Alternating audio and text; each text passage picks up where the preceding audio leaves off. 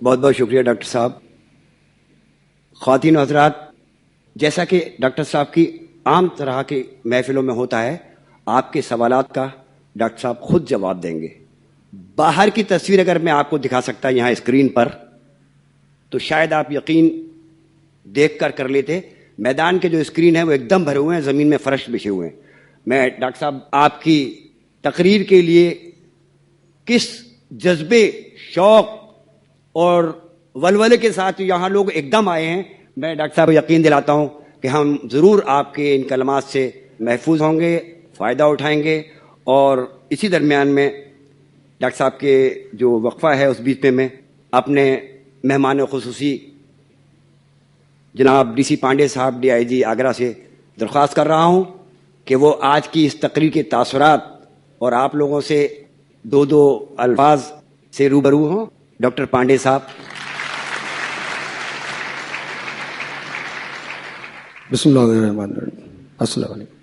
اے خدا تو نے مجھے سب کچھ دیا ہے، یہ میری زندگی تیری عطا، کیسے کہہ دوں کہ تو میرا نہیں ہے، لقب تیرا تو رب العالمین.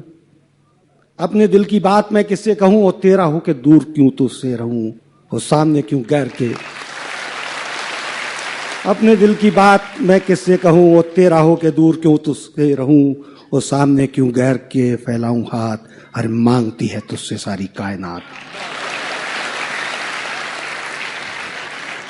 حضور نہ ہو آپ سے پیار ممکن نہیں، خطا ایسی سرکار ممکن نہیں، اگر وہ بلائیں تو آؤں گا میں، بنے دھرم دیوار ممکن نہیں. صبا ان کو پہنچا دے میرا سلام، صبا ان کو پہنچا دے میرا سلام، اگر ان کا دیدار ممکن نہیں. عقیدت ہے اتنی کہ الفاظ میں عقیدت کا اظہار ممکن نہیں. اور نظر رحمت دو جہاں کے بغیر سدھر جائے سنسار ممکن نہیں. حضور سبھی کو مال و زر دے دے، سبھی کو مال و زر دے دے، ہر ایک نعمت عطا کر دے. سبھی کو مال و زر دے دے، ہر ایک نعمت عطا کر دے. میرے مالک مجھے احساس کی دولت عطا کر دے. میں ہر خواہش، ہر ایک ارمان کو قربان کر دوں گا، جو تو مجھ کو فقط کردار کی عظمت عطا کر دے. میری لغزشوں، حضور میری لغزشوں پہ نظر نہ کر، مجھے رحمتوں سے نواز دے. میرے لغزشوں پہ نظر نہ کر، مجھے رحمتوں سے نواز دے. بڑا ہوگا مجھ پہ تیرا کرم، تم محبتوں سے نواز دے. عالی جناب ڈاکٹر ذاکر صاحب، مجھے محبتوں سے نواز دے، بس میں یہیں پہ آنا چاہتا تھا. آج اللہ نے رحمتوں سے نوازا ہے، اس کی کرم فرمائی ہے کہ یہ محبت کرنے والے کا یہ یہاں پہ اس بزم میں، اس اجلاس میں سارے محبت کرنے والے اکٹھے ہوئے ہیں آپ کے سامنے. یہ اللہ نے آج کرم فرمائی کی ہے، رحمتوں سے نوازا ہے. کیونکہ جب بھی توحید کی بات ہوگی تو محبت کی بات ہوگی، بھائی چارے کی، عالمی بھائی. توحید کی بات یہاں پہ بھی ہوگی تو محبت کی بات ہوگی، اور وہیں سے سلسلہ شروع ہوگا. میرے اوپر ہمیشہ تہمتیں رہی ہیں کہ میں نے بات اپنے محکمہ ڈنڈا، محکمہ پولیس، اس محکمے میں بھی محبتوں کی بات، یہ تہمتیں آتی رہی کی ہے. ہمیشہ شاعری کے موقع پہ بھی یہی بات ہوئی کہ آپ نے بات ہمیشہ محبت کی ہے. میں نے ہمیشہ کہا کہ یہ محبت کا جذبہ جب تک رہے گا، اللہ کی کرم فرمائی وہی ہے، اللہ کی رحمتیں وہی ہیں. جہاں محبت ہوگی وہیں روشنی ہوگی. روشنی پیار کی علامت ہے، روشنی کے لیے دعا کیجیے، ہمیشہ وہی ہوگا. تو اس روشنی کو، ایک محبت کے جذبے کو بچائے رکھنے کے لیے توحید کی بات ہے. عالمی بھائی چارہ اپنے آپ بنا رہے گا جب آپ کے دل سے مل جائیں گے، جب آپ ایک دوسرے کو سمجھ لیں گے، جب آپ ایک دوسرے سے محبت کریں گے. خود بخود اپنے آپ کا ایمان محبت ہو جائے گا. آپ کا مذہب، آپ کے مذاہب سبھی ایک جگہ آ کے ملتے ہیں، وہ ہے محبت. اور توحید وہی ہے، توحید اس کی بنیاد ہے. آپ توحید کی بات کرتے ہیں تو بھی بنیاد کی اس کی محبت ہے. زکوٰۃ کی بات بھی محبت ہے. آپ روزے کی بات کرتے ہیں وہ بھی محبت ہے. حج کی بات کرتے ہیں وہ بھی محبت کی بات ہے. اس میں کہاں ہے، اس میں نا اتفاقی کہیں ہے ہی نہیں. ساری بات محبتوں کی بات ہے، ساری کائنات کی بات محبتوں کی بات ہے. کہ نفرتوں سے الگ راستہ چاہیے. اور آج ہم کو آپ کی ضرورت ہے حضور. حضور آپ کی ضرورت کس لیے ہے کہ سارے جو پیغمبر ہمارے آتے رہے اور پیغام لاتے رہے, لیکن ان کو ہمیں تو راستہ دکھانے والا کوئی ہو. آج کے اس دور میں, اس زرپرستی کے دور میں راستہ نہیں مل رہا ہے, تو وہ تو آپ دکھا رہے ہیں کہ نفرتوں سے الگ راستہ چاہیے, سلسلہ پھر وہی پیار کا چاہیے, اور یہ اندھیرا, یہ بے سمت اپنا سفر, روشنی چاہیے, رہنما چاہیے, روشنی چاہیے. یہ اندھیرا, یہ بے سمت اپنا سفر, روشنی چاہیے, رہنما چاہیے. تو جب تک آپ جیسے رہنما ہمارے ساتھ چلتے رہیں گے, آپ کے نقش پا کو دیکھ کے ہم لوگ آگے بڑھتے رہیں گے, اور ہمارا مذہب محبت اپنے آپ میں ہوگا. دیر و حرم میں ہم جہاں جائیں گے بس توحید کی ایک بات ہوگی, اور وہی محبتوں کی بات ہوگی کہ ہم کو نظر اب اس دنیا کے دیر و حرم سے کیا نسبت, ہم کو نظر اب اس دنیا کے دیر و حرم سے کیا نسبت, سب سے جدا ہم اہل وفا کے اپنے عبادت خانے. بہت بہت شکریہ. آج یہ اللہ کی کرم فرمائی ہے کہ آپ تشریف لائے اور ہم سب لوگوں کو راستہ دکھایا. شکریہ. بہت بہت شکریہ پانڈے صاحب. حضرات, میرا دل تو چاہ رہا ہے لیکن مجبوریاں کچھ ایسی ہیں. میں یہ ذکر کرتا ڈاکٹر علی جناب ذاکر صاحب کے سامنے کہ ہمارے پاس گرودوارا صاحب گرو کا تال سے اور سینئر ایڈوکیٹس کے ساتھ ساتھ ہمارے پاس آگرہ کے ججز وغیرہ سب تشریف فرمائے یہاں پر, لیکن فردن نام لینا نہ تو مناسب ہے اور نہ ہی اتنا وقت ہے. علی جناب ڈاکٹر صاحب, اس سے پہلے کہ یہ سوالات کا سلسلہ شروع ہو, اس سے پہلے میں آج کی اس محفل کے صدر جناب سید محمد صابر صاحب قاضی شہر آگرہ کو یہ زحمت دوں کہ وہ اپنے کلمات سے ہمارا حوصلہ افزائی کریں. بہت بہت شکریہ. میں اپنے پیروں کی تکلیف کی وجہ سے کھڑے ہونے سے معذور ہوں, اگرچہ کہ ادب کے خلاف ہے, میں بھی مائک پر آ کر کے ہی یہ بات کہتا. ڈاکٹر صاحب نے آج ہماری امیدوں کو اس انداز میں پورا کیا, یہ مجمع بتا رہا ہے, اور جیسا کہ وکیل صاحب نے بتایا کہ باہر بھی اسی انداز میں لوگ ہیں. یہ ظاہر ہے شمع کی قیمت بتا رہے ہیں کہ پروانے کتنے ہیں. اور ڈاکٹر صاحب سے لوگ غائبانہ طور سے متعارف تو تھے ہی, اور بڑا ارمان تھا لوگوں کا کہ ڈاکٹر صاحب تشریف لائیں تو بالمشافہ ملاقات بھی ہو جائے, چہرہ بھی دیکھ لیا جائے. میں جناب ڈاکٹر ذاکر نائک صاحب کا تہہ دل سے شکر گزار ہوں.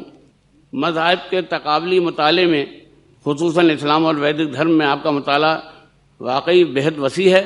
آپ کے بیان سے حاضرین کو بہت قیمتی معلومات حاصل ہوئی ہیں.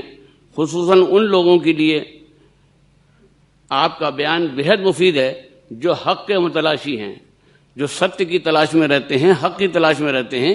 انہوں نے یقیناً بہت کچھ حاصل کیا ہوگا. آخر میں تمام شرکا حضرات کی خدمت میں نیک خواہشات پیش کرتا ہوں. بہت بہت شکریہ ڈاکٹر صاحب. میں اپنے آپ کو بالکل یہاں سے ہٹا رہا ہوں کونے میں, اور آپ کو اور ڈاکٹر صاحب کو روبرو سامنے کیے دیتا ہوں. سوالات کا سلسلہ جاری رکھیے گا.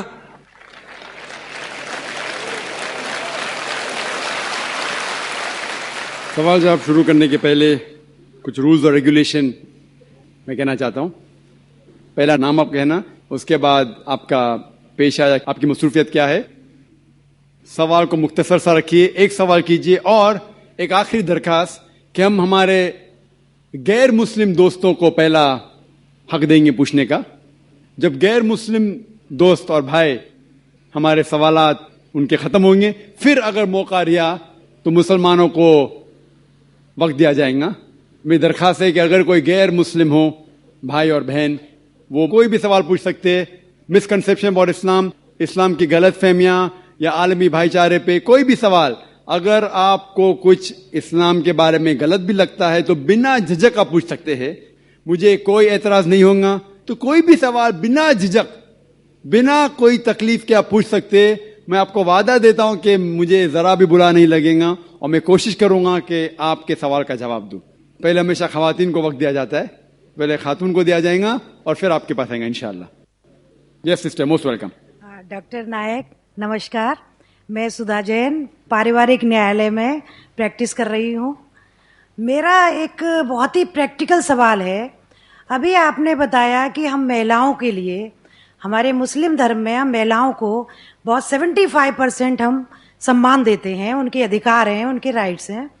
तो मेरा एक सवाल ये है जो कि मैं आए दिन देखती हूँ कि जो आपके जो मुस्लिम धर्म के अनुसार जो तलाक का जो सिस्टम है, 3 बार तलाक देने के बाद उस पर जो इद्दत पीरियड का जो केवल मेंटेनेंस मिलता है, उसके बाद एक अनपढ़, एक ऐसी महिला जो अपना सोर्स ऑफ इनकम उसका कुछ भी नहीं है, उसको किसके सहारे पर छोड़ दिया जाता है.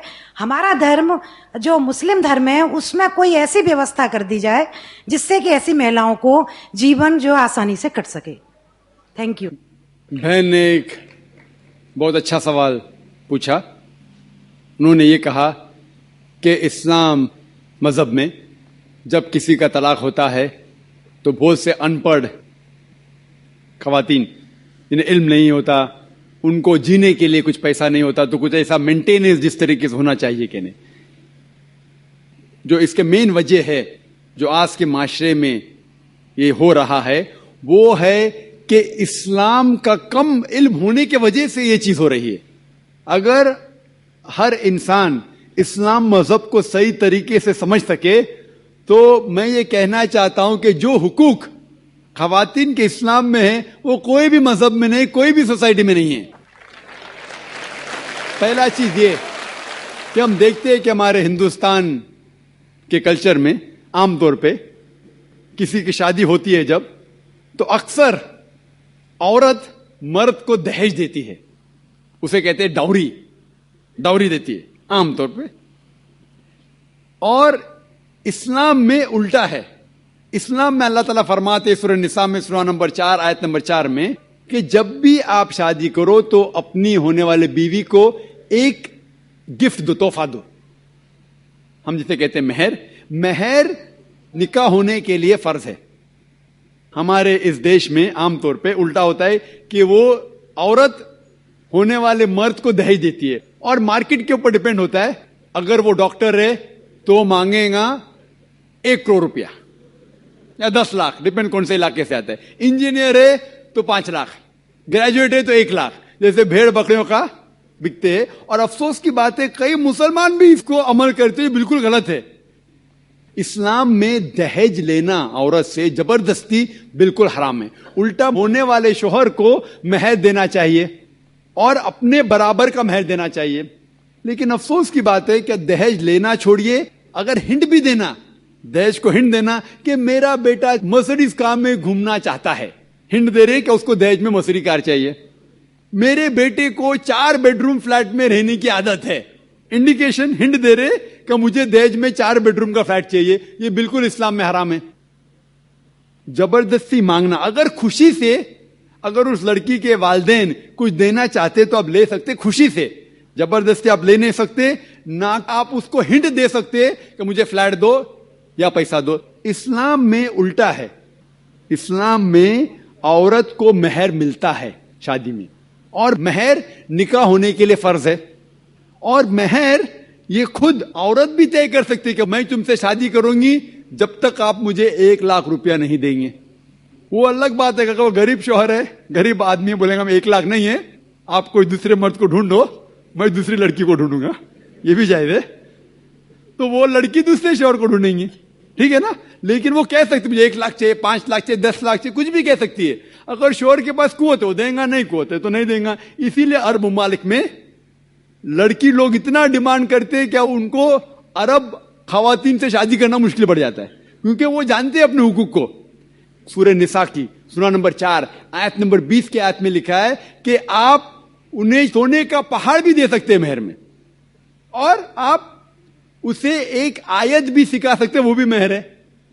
अगर आपके पास पैसा नहीं है और वो आदमी कहता है कि मेरे पास पैसा नहीं, मैं आपको कुरान शरीफ की आयत पढ़ के सुनाऊंगा, वो भी मेहर हो गया. तो मेहर की कोई हद नहीं है, ना नीची हद है ना ऊपर हद है. अपने अपने स्टेटस के अकॉर्डिंग वो मेहर तय कर सकते. और ये मेहर की कई वजह है, ایک وجہ ہے کہ مثال کے طور پہ اس لڑکی کے والدین نے اس کی پرورش کی, اسے گریجویٹ بنایا, تعلیم کے اوپر خرچہ کیا, تو مہر ملنے کے بعد اس عورت کی وہ اپنی جائیداد ہو جاتی ہے. وہ چاہے اپنے والدین کو دے, چاہے خود رکھے, یا اس کو کوئی بزنس میں لگا دے, کوئی تجارت میں لگا دے, اس کا حق ہے. تو مہر اس کی خود کی جائیداد ہے, وہ کچھ بھی کر سکتی ہے, اور مہر کا کوئی فکسڈ اماؤنٹ نہیں ہے, چھوٹا بھی ہو سکتا ہے, بڑا بھی ہو سکتا ہے. اور اس کے علاوہ یہ مہر اگر خدا نہ کرے, اللہ نہ کرے, اگر طلاق ہوتا ہے, ڈیورس ہوتا ہے, تو یہ مہر اس کے کام آ سکتا ہے. لیکن لوگ کو غلط فہمی کہ مہر صرف طلاق کے لیے, ایسا نہیں بات ہے. وہ مہر لے کے خود کو بزنس میں لگا سکتی ہے, اپنے والدین کو دے سکتی ہے. اور جہاں تک کہ اس کا خود کا سوال ہے, اسلام کے اندر جتنے فائنینشیل ایسپیکٹ سے خرچہ اس کا, شادی کے پہلے ذمہ داری ہے اس کے والد کی اور اس کے بھائی کی, شادی کے بعد یہ ذمہ داری اس کے شوہر کی اور اس کے بیٹے کی. آل فائنینشیل ایسپیکٹ, لاڈجنگ, بورڈنگ, کلوتھنگ, کھانا پینا, کپڑا, سب اس کو کمانے کی ضرورت نہیں. یہ حق ہے مرد کو دینے کا. تو financially she is more strong, she is very strong financially. جہاں تک کہ مالی حالات میں اسلام میں عورت کا درجہ بہت اونچا ہے. جہاں تک کہ بہن نے سوال پوچھا کہ طلاق ہونے کے ٹائم پہ اسے مینٹیننس کیوں نہیں ملتا, بہت اہم سوال ہے. پہلا ہم یہ جان لے کہ جب اللہ سبحانہ و تعالی خواتین کو اتنے حقوق دیے, حقوق دینے کے باوجود اللہ سبحانہ و تعالی عدل کرتے ہیں, جسٹ ہے. کیونکہ جب بھی طلاق ہوتا ہے گھاٹے میں جاتا ہے مرد اسلام میں زیادہ. کیونکہ جب طلاق ہوتا ہے اسے اگر وہ مہر نہیں دیا ہوگا دینا فرض ہو جاتا ہے, بھلے وہ مہر 50,000 ہو, 1 لاکھ ہو, 5 لاکھ ہو, 10 لاکھ ہو, وہ اسے طے کرنا چاہیے. جب مہر دیتا ہے تو عورت کا نقصان کچھ نہیں ہوتا. اور طلاق ہونے کے بعد آدمی بھی شادی کر سکتا ہے, عورت بھی شادی کر سکتی. جب طلاق ہو جاتا ہے اسے مہر تو مل جاتا ہے, جب نئی شادی کرتی ہے نیا مہر ملتا ہے.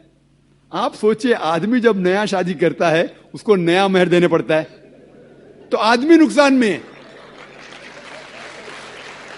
اگر آپ یہ کہیں گے کہ طلاق ہونے کے بعد آدمی مینٹیننس بھی عورت کو دے, تو ہم کہیں گے یہ اللہ سبحانہ و تعالی حق کے نہیں ہے, نعوذ باللہ.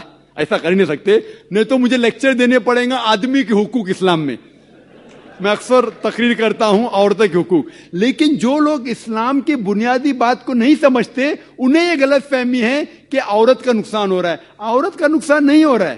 اور عورت کو کچھ بھی اگر چیز کی ضرورت ہے, جیسے میں نے کہا, آدمی کا حق بنتا ہے کہ اسے دے. شادی کے پہلے اس کے والد اور اس کے بھائی, شادی کے بعد اس کے شوہر اور اس کے بیٹے. اور اگر یہ نہیں بھی دے تو معاشرے کا فرض ہے کہ عورت کو سنبھالے. معاشرہ نہیں کر سکتا ہے, اگر اسلامک حکومت ہے, حکومت کا فرض ہے کہ عورت کو سنبھالے, اس کی پرورش کرے. یہ اسلام میں. لیکن اگر آپ اس کے بعد کہیں گے طلاق ہونے کے بعد آدمی اسے ہر مہینہ اور 1,000 روپیہ دے, 5,000 روپیہ دے, تو یہ آدمی پہ ظلم ہوئے گا. لیکن جو مہر طے ہوتا ہے شادی کے پہلے نکاح میں, کیا مجھے چاہیے 5 لاکھ روپیہ, اسے وہ سنبھال سکتی ہے. اسے کوئی تجارت میں لگائے اور اس کی آمدنی لے سکتی ہے. اگر کوئی شک ہے کہ ہو سکتا ہے میرا طلاق, کبھی بھی شادی ہوتی تو طلاق کا گمان تو رہتا نہیں دماغ میں کہ طلاق ہونے والا ہے, ہو سکتا ہے. لیکن اس کے لیے اسلام نے اسے الحمدللہ کئی چیزیں سے حفاظت کی ہے. تو مہر جو ہے اسے کئی فائدے ہیں. اور اس کے باوجود حدیث محمد صلی اللہ علیہ وسلم کی کہ اگر کوئی آدمی اپنی بیٹی جس کا طلاق ہوتا ہے اس کی حفاظت کرتے تو بہت ثواب ملتا ہے.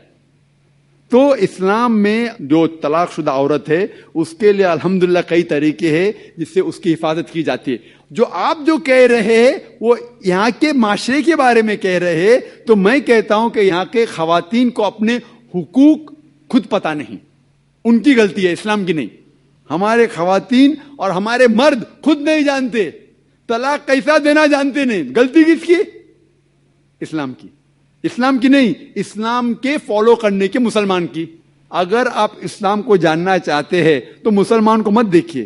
جس طریقے سے آج میں نے کہا, آپ اگر مرسیڈیز کار کو جاننا چاہتے کتنی اچھی ہے, اگر کوئی ڈرائیور جو ڈرائیونگ نہیں جانتا ہے اس کے پیچھے بیٹھا اسٹیئرنگ ویل کے اوپر اور مرسیڈیز کار کو ٹھوک لیتا ہے, تو غلطی کس کی؟ مرسیڈیز کار کی کہ ڈرائیور کی؟ ڈرائیور کی. اسے مرسیڈیز کار چلانے آتا نہیں, تو اسی لیے اسلام کو اگر جاننا چاہیے تو آپ قرآن کو پڑھنا چاہیے اور صحیح حدیث کو.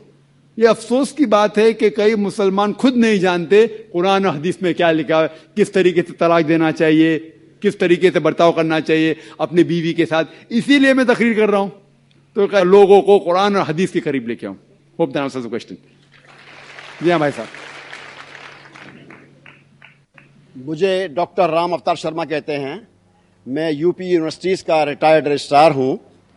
ذاکر صاحب, آپ کے ودواتپورن بھاشن سے, تقریر سے حاضرین کے دل اور دماغ پر جو اسلام کے پرتی شردھا اور آستھا جاگرت ہوئی ہے, اس کے لیے سارے حاضرین کی اور سے میں آپ کا شکر گزار ہوں, آبھاری ہوں اور آپ کا ابھینندن کرتا ہوں.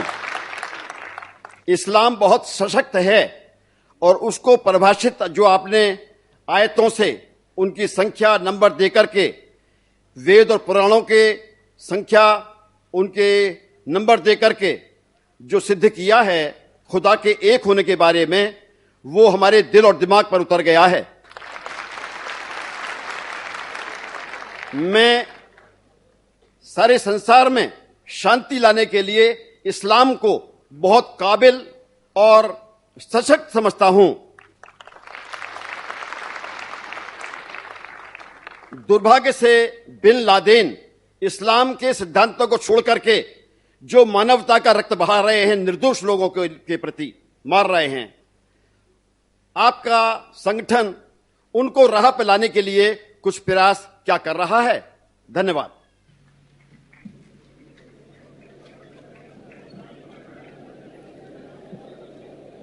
ساری تعریف اللہ سبحانہ تعالیٰ کی. جو بھی بھائی صاحب نے کہا, ہمارے بھائی رام صاحب نے جو کہا, ساری تعریف اللہ سبحانہ تعالیٰ کی. آخر میں اس نے ایک سوال کیا کہ افسوس ہے کہ بن لادن جیسے لوگ, کتنے لوگ کا خون بہا رہے, آپ کچھ کر رہے ہیں انہیں صحیح راستے پہ لے کے آنے کے لیے. پوائنٹ نمبر 1, قرآن میں اللہ سبحانہ تعالیٰ فرماتے ہیں سورہ حجرات میں سورہ نمبر 49 آیت نمبر 6, جب بھی کوئی چیز, کوئی بھی شخص کوئی بھی چیز کہتا ہے آپ کو, اس کی پہلی تحقیق کرو اور پھر دوسرے تک پہنچاؤ. جہاں تک کہ بن لادن کا سوال ہے, میں نہ انہیں ملا ہوں, نہ میں انہیں جانتا ہوں, نہ وہ میرا دوست ہے نہ میرا دشمن ہے, لیکن اگر میں بن لادن کے بارے میں کہوں گا بی بی سی اور CNN کو سن کے, تو بالکل غلط ہوئے گا, اسلام کے خلاف ہوئے گا.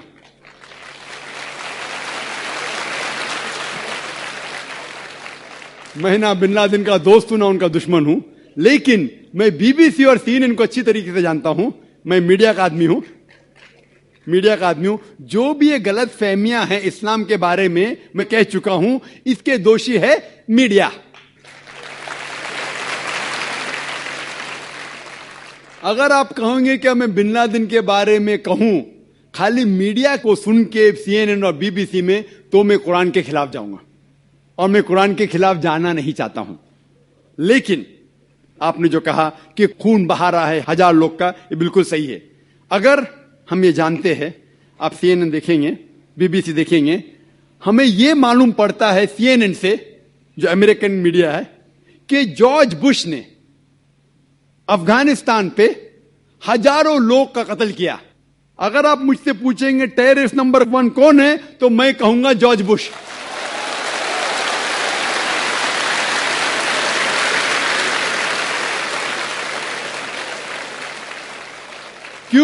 کیوں میں کہتا ہوں اسلام مجھے اجازت دیتی ہے؟ کیوں؟ اس کا CNN اسٹیشن ہے, اور جو سب سے طاقتور ملک دنیا میں امریکہ, سب سے کمزور ملک افغانستان کے اوپر حملہ کرتا ہے, 1000 لوگ کا قتل کرتا ہے. یہ کدھر کا امن ہے؟ کیا وار آن ٹیررزم؟ کدھر وار آن ٹیررزم؟ یہ لوگ کو بیوقوف بنایا جا رہا ہے. مان لو, سپوز مثال کے طور پہ مان بھی لو, کیا بن لادن نے کچھ غلط کام کیا؟ بن لادن نے 11 ستمبر کو ورلڈ ٹریڈ سینٹر میں پلین ڈالا, مان لو مثال کے طور پہ, مان لو صحیح بھی ہے. اگر یہ صحیح بھی ہے کہ بن لادن جا کے افغانستان میں چھپتا ہے, کون اجازت دیتا ہے جارج بش کو 1000 افغان کی جان لینے کے لیے؟ کون اجازت دیتا ہے؟ یہ تو صرف داؤ پیج ہے پالیٹکس کا. اگر آپ پڑھیں گے امریکن سائٹ کے اوپر, انٹرنیٹ پہ جائیں گے, تو کتنے امریکن لوگ نے کہا کہ یہ ورلڈ ٹریڈ سینٹر کو کس نے گرایا. کتنے ہائپوتھیسس ہے, میں نہیں کہتا ہوں کون صحیح ہے, کتنے ہائپوتھیسس میں یہ بھی لکھا ہے کہ جارج بش نے خود کیا. میں نہیں کہتا ہوں, امریکن لوگ کہتے. میں یہ نہیں کہتا ہوں کہ یہ جو لکھا ہے صحیح ہے, یہ صحیح بھی ہو سکتا ہے, غلط بھی ہو سکتا ہے, اس کی تحقیق میں نہیں کیا ہوں. لیکن یہ جاننا ضروری ہے, اگر آپ میڈیا کی برابر جانچ پڑتال کرے, تحقیق کرے, تو یہ پولیٹیشین لوگ اپنے ووٹ کے لیے کس طریقے سے انسان کی زندگی سے کھلواڑ کرتے ہیں. مثال کے طور پہ ابھی عراق میں Saddam Hussein weapons of mass destruction. دیکھو میں صدام حسین کا بھی دوست نہیں ہوں, افسوس ہوتا ہے کہ جو چیز وہ کر رہے اسلام سے کئی دور ہے. وہ اسلام کے نام کے اوپر میرے حساب سے جو میں جانتا ہوں ان کے بارے میں کلنک ہے, وہ الگ بات ہے, وہ الگ بات ہے. لیکن پھر بھی اس کے خلاف جو جارج بش نے کہا ویپن آف ماس ڈسٹرکشن, کتنے مہینے ہو گئے, ایک بھی ویپن ملا نہیں ملا. خود امریکن انویسٹیگیشن کہہ رہی ہے کیا جان بوجھ کے ان لوگوں نے اٹیک کیا عراق کے اوپر, افغانستان کے اوپر آئل کے لیے. تو آپ مجھ سے کہیں گے کہ میں کیا کوشش کر رہا ہوں کہ جارج بش تک کے پیغام پہنچاؤں. کئی لوگ کہتے, جب میں تقریر کرتا ہوں, کہ کئی مسلمان کہتے یا اللہ سبحانہ و تعالی جارج بش کو موت دے. میں یہ نہیں کہتا ہوں. اگر آپ پڑھیں گے تاریخ محمد صلی اللہ علیہ وسلم کی زندگی کے بارے میں, جو دو شخص جو اسلام کے مخالف تھے, دونوں کا نام تھا عمر. محمد صلی اللہ علیہ وسلم نے یہ دعا کی کہ دونوں میں سے ایک عمر کو ہدایت دے. تو میں بھی دعا کرتا ہوں کہ جارج بش کو اللہ تعالی ہدایت دے. جو شخص اتنا طاقتور اسلام کے خلاف کام کر سکتا ہے, اگر اللہ اسے ہدایت دے تو انشاءاللہ اسلام کے لیے کتنا فائدہ مند ہو سکتا ہے. اور یہ بات میں امریکہ میں بھی کہا ہوں, وہ صحیح راستے پہ آئے یا نہ آئے, میرا کام ہے. اللہ تعالیٰ کہتے فذکر انما انت مذکر, میرا کام ہے ذکر کرنا, ہدایت دینا تو اللہ کے ہاتھ میں. اگر آپ دیکھیں گے کہ انفارچونیٹلی افسوس کی بات ہے کہ میڈیا کے ذریعے کتنی غلط فہمیاں پھیلتی ہے. ایک عام مثال دوں گا میں کہ جب ہندوستان آزاد نہیں تھا, برٹشرز اس دیش کے اوپر حکومت کر رہے تھے, اس ٹائم 60 سال پہلے کئی ہندوستانی اس دیش کے لیے جھگڑا کر رہے تھے. صحیح ہے کہ نہیں, جھگڑا کر رہے تھے. لیکن یہ لوگ جو اپنے دیش کی آزادی کے لیے جھگڑا کر رہے تھے, برٹشر لوگ انہیں کہتے تھے ٹیررسٹ, دہشت گرد. لیکن ہم عام ہندوستانی کہتے تھے کہ وہ ہے دیش بھکت, پیٹریوٹ. سیم انسان سیم کام کر رہا ہے, لیکن دو لقب, 2 ڈفرنٹ لیبلز. اگر آپ برٹشرز کے نظریے سے واقف ہے کہ انہیں حق ہے ہندوستان کے اوپر حکومت کرنا, تو آپ بے شک کہیں گے کہ یہ جو لوگ تھے بھگت سنگھ اور جو لوگ دیش کے لیے جھگڑ رہے تھے, ان کو آپ کہیں گے ٹیررسٹ, دہشت گرد. لیکن اگر آپ ہندوستانی کے نظریے سے واقف ہے اور یہ تسلیم کرتے ہیں کہ یہ جو برٹشر لوگ ہیں تجارت کرنے کے لیے ہندوستان میں آئے تھے, انہیں کوئی حق نہیں ہم پہ حکومت کرنا, آپ کہیں گے کہ یہ لوگ دیش بھکت تھے, دہشت گرد نہیں تھے. سیم آدمی سیم کام کر رہا ہے, 2 ڈفرنٹ لیبلز. تو اسی لیے لیبل دینے کے پہلے ہمیں یہ تحقیق کرنا چاہیے وہ کس کے لیے جھگڑ رہا ہے. لوگ مجھے پوچھے کہ بم بلاسٹ کرنا صحیح کیا غلط ہے. غلط ہے, عام طور پہ غلط ہے. میں نے کہہ چکا ہوں میں تقریر میں, اگر کوئی بھی انسان ایک دوسرے انسان کا قتل کرتا ہے صرف 2 وجہ کے لیے, اگر نہ قاتل ہو یا اس دھرتی پہ فساد پھیلا رہا ہے, اس 2 وجہ کے علاوہ کوئی بھی انسان دوسرے انسان کا قتل کرتا ہے, وہ ایسا ہے کہ سارے انسانیت کا قتل کر رہا ہے. لیکن ہمیں یہ دیکھنا چاہیے کہ ہماری تاریخ یہ کہتی ہے کہ ہندوستان میں بھی کئی لوگ تھے جو آزادی کے لیے جھگڑ رہے تھے, لیکن ان کو برٹشرز نے کہا دہشت گرد.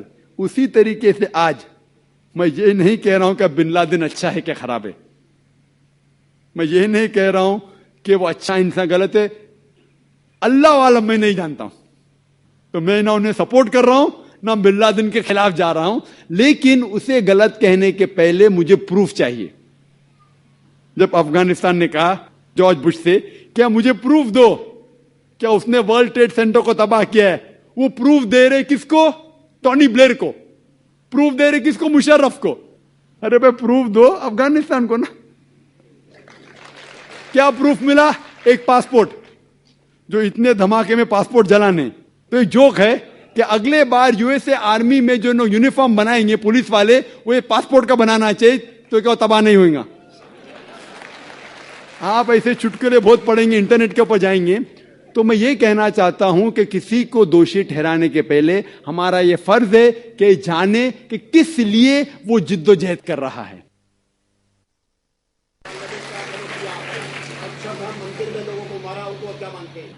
भाई साहब ने अच्छा सवाल किया कि जिन लोगों ने अक्षरधाम मंदिर के ऊपर हमला किया, क्या वो सही है? बिल्कुल गलत है।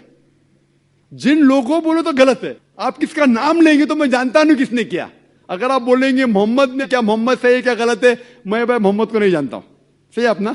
अगर आप ये पूछेंगे कि जिन लोगों ने अक्षरधाम मंदिर के ऊपर जो हमला किया वो सही है क्या गलत है? बिल्कुल गलत है, 100%, 100% गलत है। कुरान की आयत है, कुरान की आयत है कि उन लोगों को मत सताओ जो लोग धर्म के तरफ है, भले वो मुस्लिम नहीं है। कुरान की आयत है कि मॉनेस्ट्रीज को मत तबाह करो, चर्च को मत गिराओ, सिनेगॉग को मत गिराओ। ये कुरान की आयत है। इस्लाम में हराम है कोई चर्च तबाह करना या सिनेगॉग या मंदिर, बिल्कुल गलत है। ये तो कुरान की आयत है। तो इस बात के ऊपर मैं 100% कहूंगा कि बिल्कुल गलत है। लेकिन अगर आप शख्स का नाम लेंगे तो मैं ही नहीं जानता हूं शख्स ने किया कि नहीं। आप कह रहे पार्लियामेंट पे हमला हुआ, अभी पार्लियामेंट पे हमला कैसे हुआ वो मीडिया में हम जानते कि 4-5 लोग घुस जाते, इतना अंदर घुसते, हुआ कि नहीं हुआ, का मेकअप था, किसने किया, अल्लाह आलम, मैं ये जानता नहीं हूं। तो पार्लियामेंट पे जो हमला हुआ मैं जानता नहीं हूं किसने किया, क्यों किया, किसको पकड़ लिया, दोषी ठहरा दिए। लाइक बॉम्बे के अंदर किसी को पकड़ लेते, बोलते टेररिस्ट है। एक अफरोज को पकड़े थे बॉम्बे में, जो पायलट था, पहला शख्स जिसको पोटा में डाले इंडिया में अफरोज था। बाद में केस लड़े और उसको पोटा निकालने पड़ा। आप समझे ना। लेकिन कोई भी मुसलमान अगर मंदिर के ऊपर हमला करके बेगुनाह लोग का कत्ल करता है, बिल्कुल गलत है, हराम है।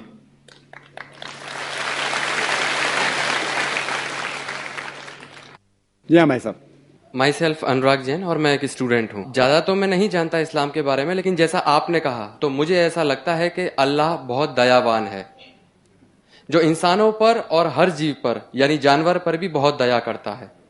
अब मेरा सवाल, मैं आपकी इस बात से बहुत सहमत हूं कि किसी भी इंसान का कत्ल करना इंसानियत का कत्ल करना है, और मैं ये भी मानता हूं कि इस्लाम धर्म दया धर्म है और इंसानियत का धर्म है। आपने कहा किसी भी इंसान का कत्ल करना इंसानियत का कत्ल करना है। क्या किसी जीव, किसी जानवर का कत्ल करना कहीं किसी मायने में दया और इंसानियत का कत्ल करना तो नहीं है?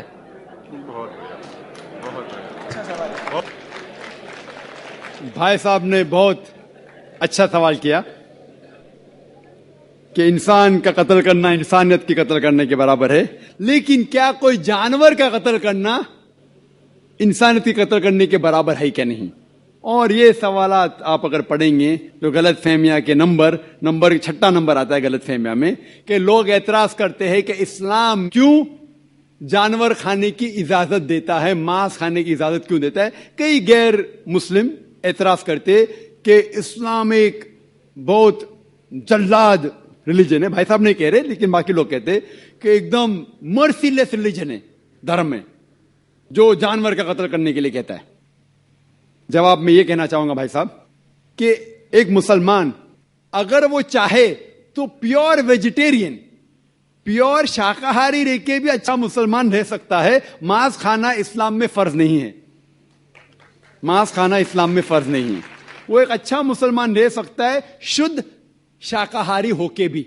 लेकिन बट अल्लाह ताला फरमाते हैं कुरान मजीद में सूरह मायदा में सूरह नंबर 5 आयत नंबर 1 में कि हमने कैटल बनाए, 4 पांव वाले जानवर बनाए जिसको आप खा सकते हैं। सिर्फ वो जानवर जिसके हमने नाम लिए उसको मत खाओ, जो आपके लिए हराम है। उसके अलावा आप सब जानवर खा सकते हैं।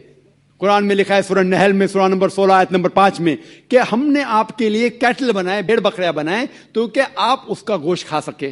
قرآن میں ذکر ہے سورہ مومنین میں سورہ نمبر 23 آیت نمبر 21 میں کہ آپ بھیڑ بکریوں کے گوشت کھا سکتے، اور کئی آیتیں ہیں. ہم پہلے یہ جان لیں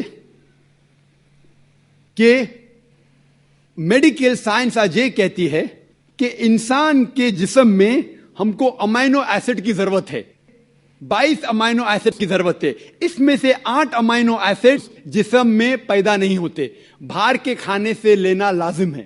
اور کوئی بھی ویجیٹیبل فروٹ، کوئی بھی گھاس پھوس، کوئی بھی پھل میں یہ 8 کے 8 امینو ایسڈ ہے ہی نہیں، لیکن ماس میں ہیں اور مچھی میں ہیں. ہائی لیول آف پروٹین ہے. High level of protein is present in the meat and in the fish. It is nutritious.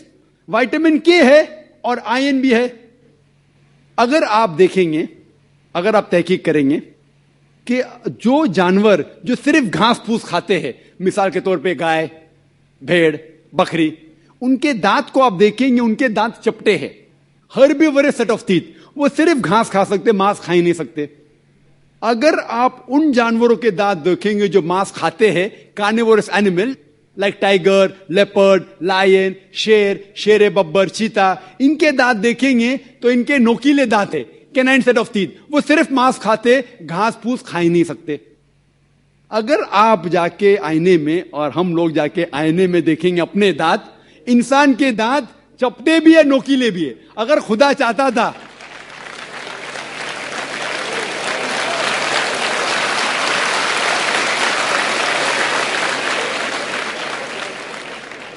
اگر خدا کی یہ شاہ تھی کہ انسان صرف گھاس پھوس کھائے تو یہ نوکیلے دانت کینائن تیت کیوں دیے؟ تو میں ڈاکٹر ہوں، ماंس کھانے کے لیے. ڈائجسٹو سسٹم جو ہے ہربیورس اینیمل کا، گائے بکری کا ڈائجسٹو سسٹم، وہ صرف گھاس پھوس ڈائجسٹ کر سکتا ہے، ہضم کر سکتا ہے، گوشت کو ہضم کر ہی نہیں سکتا ہے. آپ اگر شیر، چیتا، شیر ببر کا ڈائجسٹو سسٹم دیکھیں گے، وہ گھاس پھوس ہضم کر ہی نہیں سکتا ہے، صرف گوشت ہضم کر سکتا ہے. ہم انسانوں کا ڈائجسٹو سسٹم اللہ سبحانہ و تعالیٰ نے اس طریقے سے بنایا کہ گھاس پھوس بھی ہضم کر سکتا ہے، گوشت بھی. تو ہم گھاس پھوس بھی کھا سکتے ہیں، گوشت بھی کھا سکتے ہیں. اور آپ دیکھیں گے کہ بہت سے لوگوں کو غلط فہمی ہے کہ ہندو مذہب میں، ہندو دھرم میں گوشت کھانا حرام ہے. یہ بالکل غلط فہمی ہے. اگر آپ پڑھیں گے ہندو دھرم کی کتاب پڑھیں گے، منو اسمرتی ادھیائے نمبر 5 شلوکا نمبر 30، اس میں لکھا ہوا ہے کہ بھگوان نے، خدا نے کچھ جانور کو کھانے کے لیے بنایا ہے اور کچھ جانور کو کھا جانے کے لیے. Some animals he has created to eat and some to be eaten. کچھ کھانے کے لیے اور خود کھا جانے کے لیے. اگر آپ ان جانوروں کو کھاتے ہیں جو خدا نے کھانے کے لیے بنایا ہے تو آپ کوئی گناہ نہیں کرتے. منوسمرتی ادھیائے 5 شلوکا نمبر 30. آگے آپ پڑھیں گے منوسمرتی ادھیائے 5 شلوکا نمبر 31 میں لکھا ہوا ہے کہ اگر آپ جانور کا قتل کرتے ہیں پوجا کے لیے تو آپ کوئی گناہ نہیں کر رہے.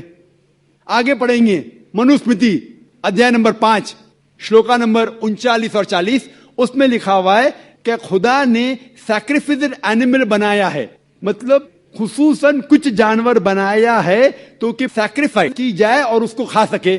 اگر آپ اس جانور کا قتل کرتے ہیں سیکریفائی کے لیے اور کھاتے ہیں جو اللہ تعالیٰ نے، بھگوان نے بنایا ہے، تو آپ کوئی گناہ نہیں کرتے.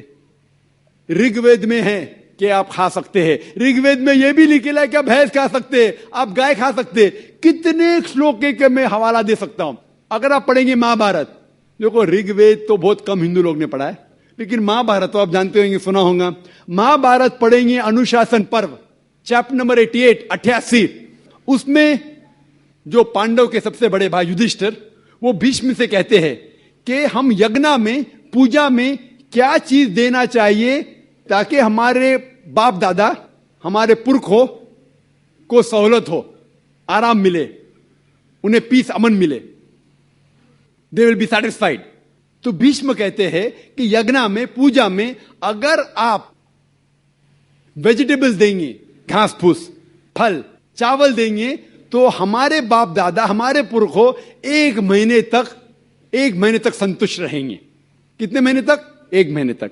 اگر آپ مچھی دیں گے تو 2 مہینہ، اگر گوشت دیں گے تو 3 مہینہ. खरगोश देंगे तो 4 महीना, बकरी देंगे तो 5 महीना, सूअर देंगे तो 6 महीना, अगर परिंदा देंगे तो 7 महीना, हिरन देंगे तो 8 महीना। ये कंटिन्यू होता है, मेन्यू होता है ना होटल का मेन्यू, उस तरीके से कंटिन्यू होता है। और आगे लिखा गया है अगर आप भैंस देंगे तो 11 महीना, अगर गाय देंगे तो पूरे 1 साल। कौन कहता है? भीष्म कह रहा है युधिष्ठिर से, महाभारत अनुशासन पर्व चैप्टर नंबर 88। मैं हवाला दे रहा हूं, आप ये नहीं कहना जो जाकिर भाई कुछ भी कह रहा है दिमाग से, मैं हवाला दे रहा हूं, ये आपके किताबों में लिखा हुआ है।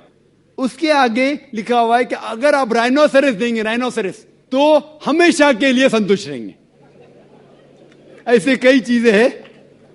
वजह क्या थी कि हिंदू लोग शाकाहारी बन गए, कई हिंदू लोग। इसकी वजह यह है कि कई हिंदू लोग अहिंसा की तरफ जा रहे थे, वो बाकी मजाहिब से मुतासिर होके, मिसाल के तौर पे जैनिज्म में है कि आपको जानवर नहीं खाना चाहिए, और अगर उनसे पूछेंगे क्यों नहीं खाना चाहिए तो वो कहते किसी भी जीव की हत्या करना गलत है।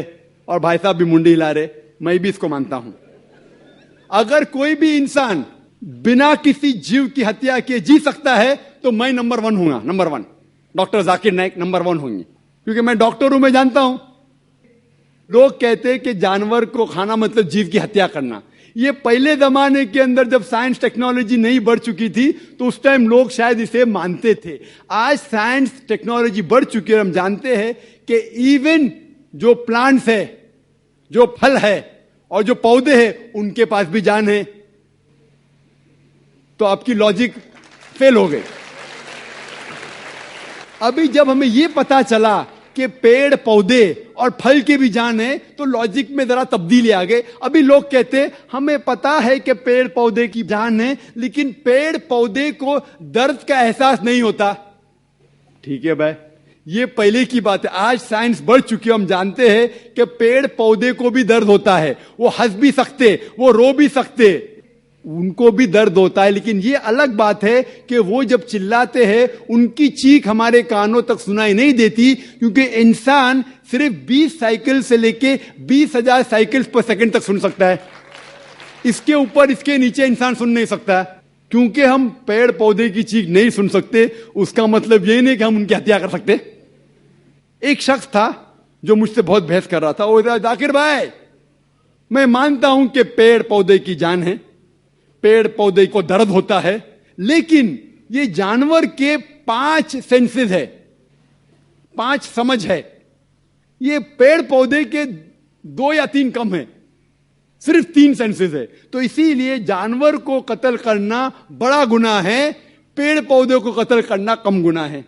तो मैंने कहा कि मिसाल के तौर पे बहस के लिए मान लो आप सही है, फॉर सेक ऑफ आर्ग्यूमेंट, बहस के तौर पे मान लो आप सही है। तो मैंने उनसे कहा आपका अगर भाई पैदा होता है गूंगा और बहरा, 2 सेंसेस लेस, ना वो सुन सकता है ना बोल सकता है, उसके बाद अगर वो बड़ा होने के बाद कोई आके उसका कत्ल करता है तो आप जाके जज से कहेंगे मी लॉर्ड, कातिल को कम सजा दो क्योंकि मेरे भाई के 2 सेंसेस कम थे।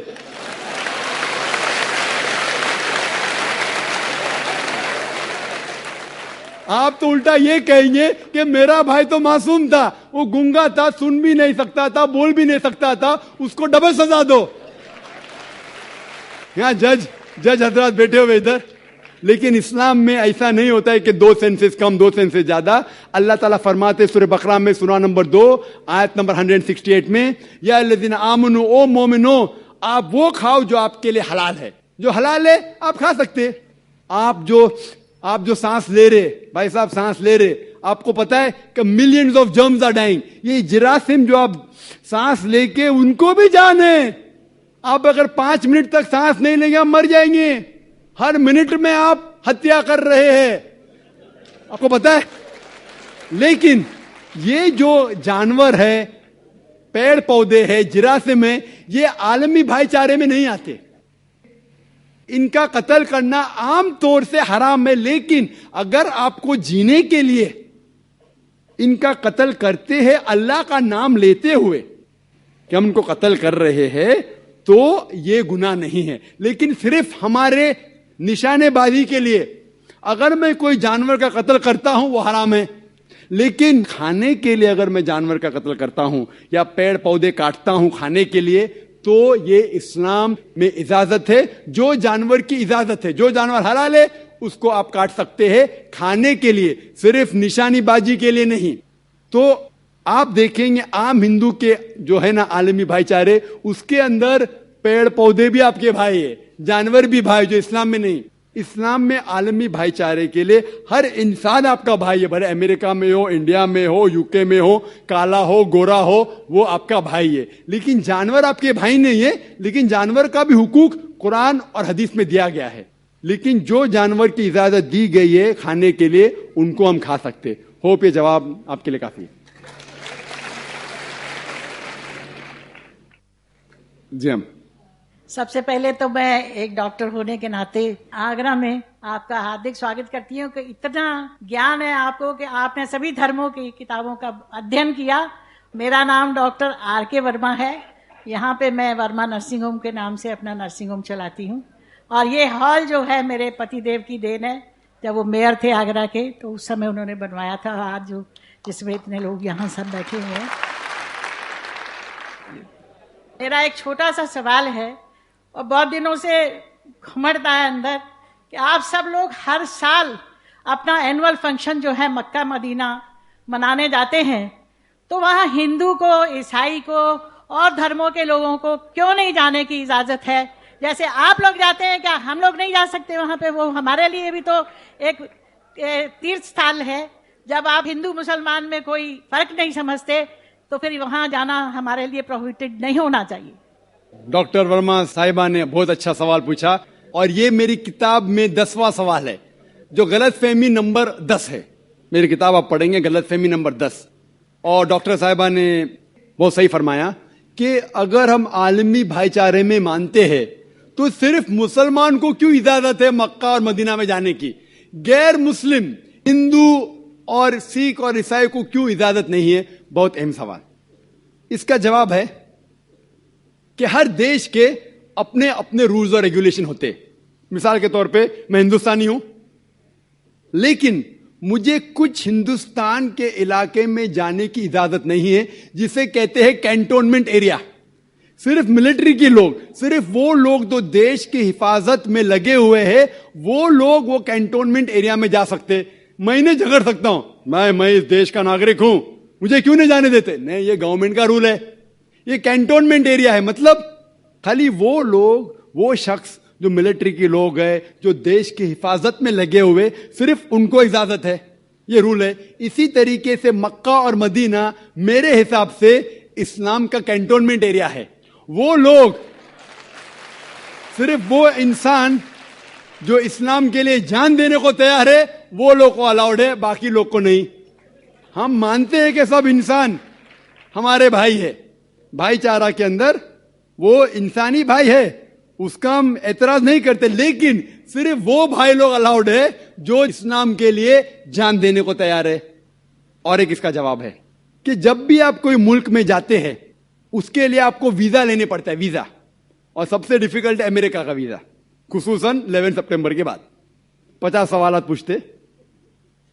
جب میں سنگاپور میں پہلی بار گیا تھا, وہاں امیگریشن فارم پہ لکھا تھا کہ ڈیتھ ٹو ڈرگ ٹریفکرز, جو بھی ڈرگ سے پکڑا گیا اسے سزائے موت.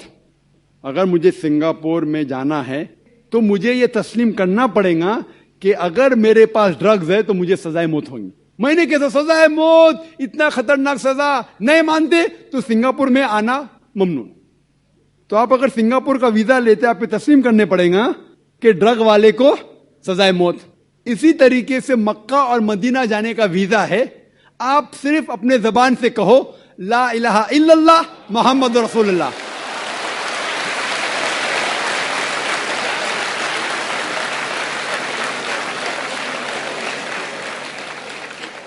اگر کوئی بھی انسان اپنی زبان سے کہتا ہے لا الہ الا اللہ محمد رسول اللہ, کہ نہ کوئی معبود ہے اللہ کے سوا اور محمد صلی اللہ علیہ وسلم اس کے پیغمبر ہے, کوئی بھی آپ کو روک نہیں سکتا مکہ اور مدینہ جانے کے لیے.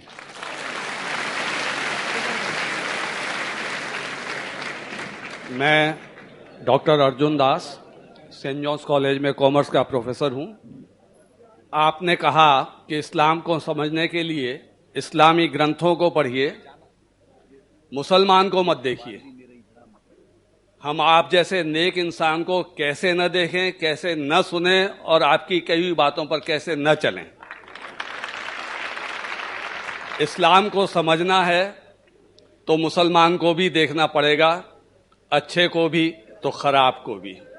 آپ جیسے نیک انسان کو بھی دیکھنا پڑے گا اور لادین جیسے یا دوسرے ٹیررسٹ ہیں ان کو بھی دیکھنا پڑے گا جو اس بات کا دعویٰ کرتے ہیں کہ وہ اسلام کو بچا رہے ہیں اور اسلام کو بڑھا رہے ہیں. میرا ایک چھوٹا سا سوال ہے. آپ نے اپنی تقریر میں شروع میں کہا کہ اسلام میں عورتوں اور مردوں کو برابر کے حقوقات حاصل ہیں، اور آپ نے نمبر بھی دیے کہ دونوں کو 100 میں سے 80 نمبر، کسی پیپر میں کسی کو کم کسی کو زیادہ. تو میرا سوال یہ ہے کہ خدا کے گھر میں، خدا کے دربار میں جسے ہم مسجد کہتے ہیں، اس خدا کی عبادت گاہ میں مسلمان بہنوں کو، بیٹیوں کو عبادت کرنے کا حق کیوں نہیں دیا گیا ہے؟ وہ مسجد میں جا کر نماز کیوں نہیں پڑھ سکتی؟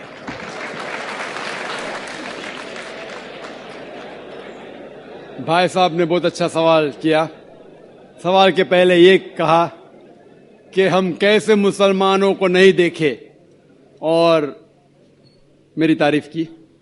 ساری تعریف اللہ سبحانہ تعالیٰ کی ہے، لیکن میں یہ کہنا چاہتا ہوں کہ اگر آپ کو مرسڈیز کار دیکھنا ہے کتنا اچھا ہے تو ایسے ڈرائیور کو مرسڈیز کار چلانے کے لیے دو جو ایک ماہر ڈرائیور ہے. تو اگر آپ کو اسلام جاننے کے لیے کوئی شخص کو دیکھنا ہے تو سب سے بہترین شخص ہے محمد صلی اللہ علیہ وسلم.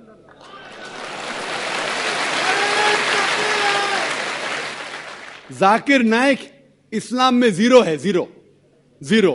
اسی لیے میں تقریر میں ہمیشہ کہتا ہوں قرآن مجید کا حوالہ سورہ حجرات سورہ 49 آیت نمبر 13. تو آپ جا کے باہر بولو اللہ تعالیٰ فرماتے سورہ حجرات آیت نمبر 13. آپ باہر جا کے بولیں گے ذاکر فرماتے. ذاکر کی ویلیو اسلام میں زیرو ہے.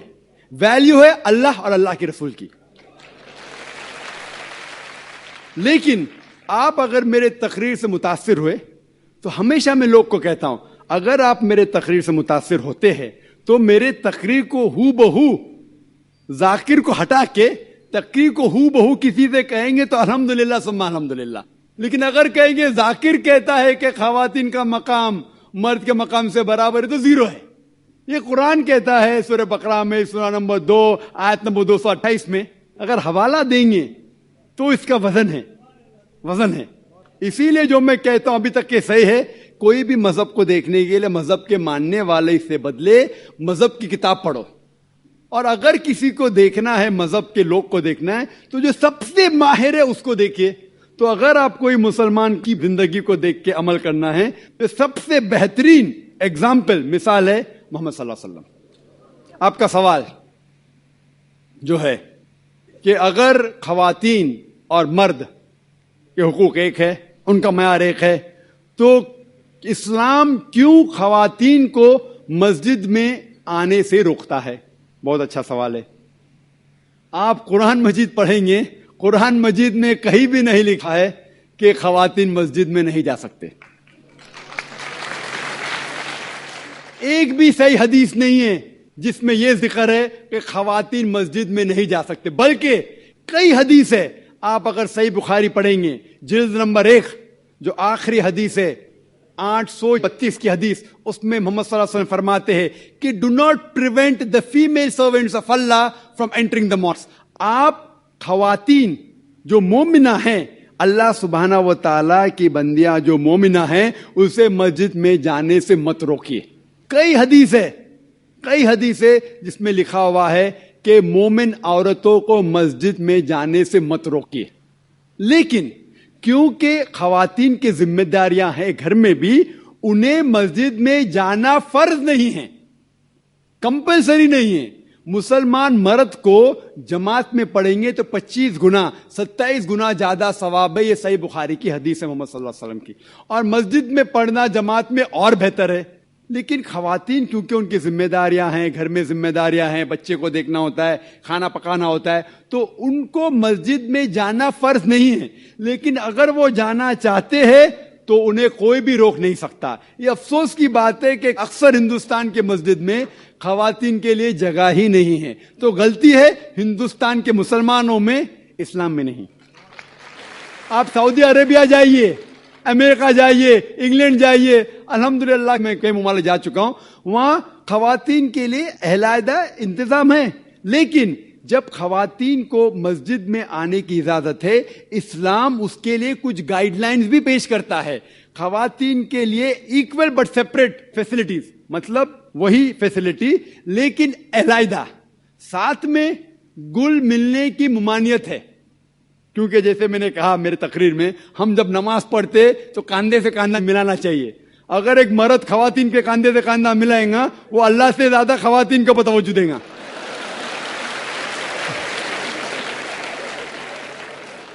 تو خواتین مسجد میں آ سکتے، لیکن ان کے لیے علیحدہ انتظام ہے. ایکول بٹ سیپریٹ فیسلٹیز، برابر اچھا انتظام لیکن علیحدہ. وضو کے لیے جگہ الگ، نماز پڑھنے کے لیے الگ.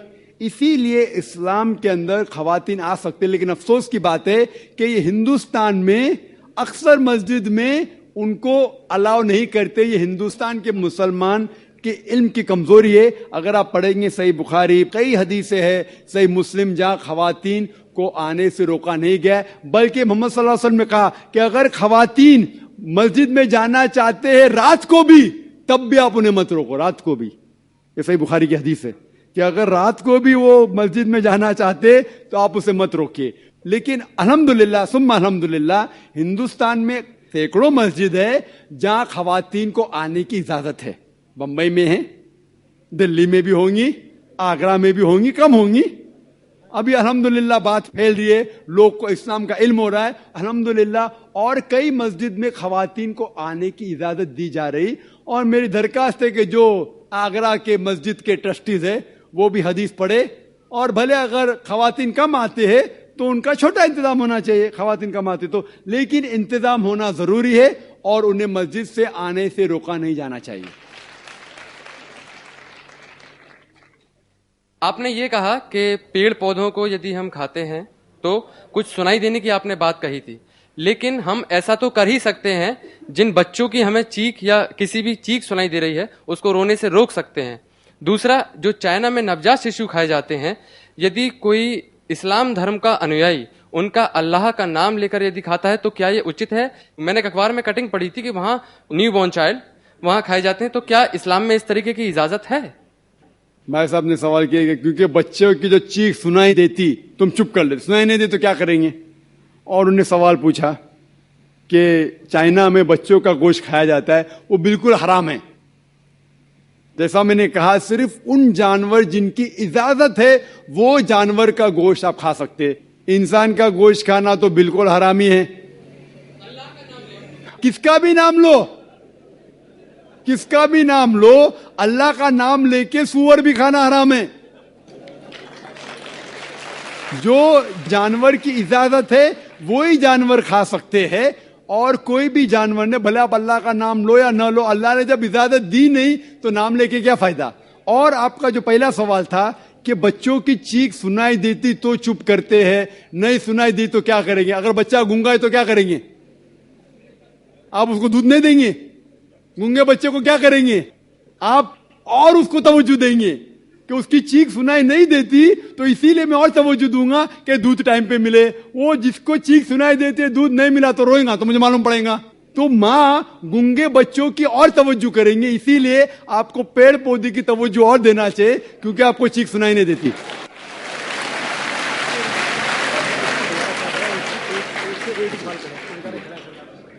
دھنیہ واد ڈاکٹر ذاکر نائک صاحب.